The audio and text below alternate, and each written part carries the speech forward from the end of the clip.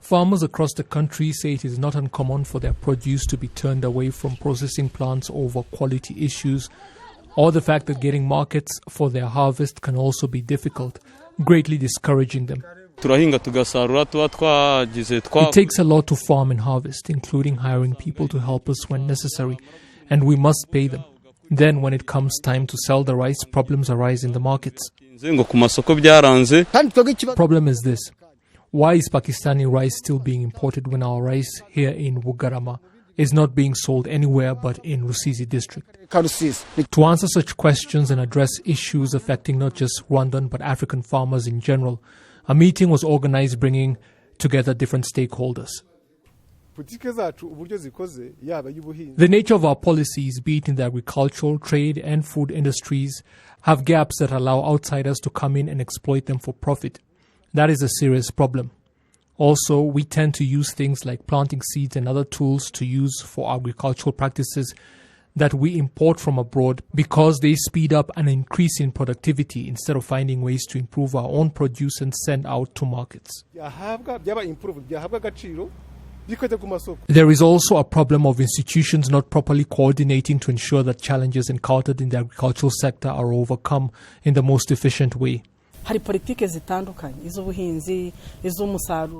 There are different policies for cultivation, the use of things like fertilizers, harvesting, and the way produce is sold in markets.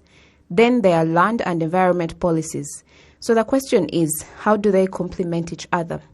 Also, when new policies are introduced, the gaps in the existing ones should be examined so that they may be addressed.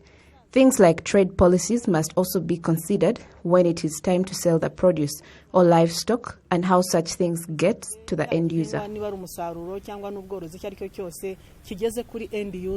Lawmakers that participated in the discussions say they are working to address such matters. Farmers produce things people will put in their bodies, so there can be no compromise on the quality of what they put in the markets. And even when there, that produce must be kept clean, which is why coordination with other institutions like the Ministry of Health is also necessary, as well as traders. Also, whether or not the proper infrastructure to facilitate farmers to sell their produce should be there.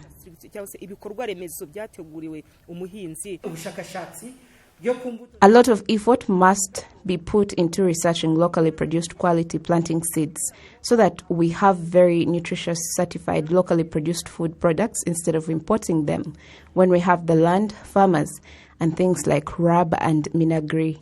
So all that can be done.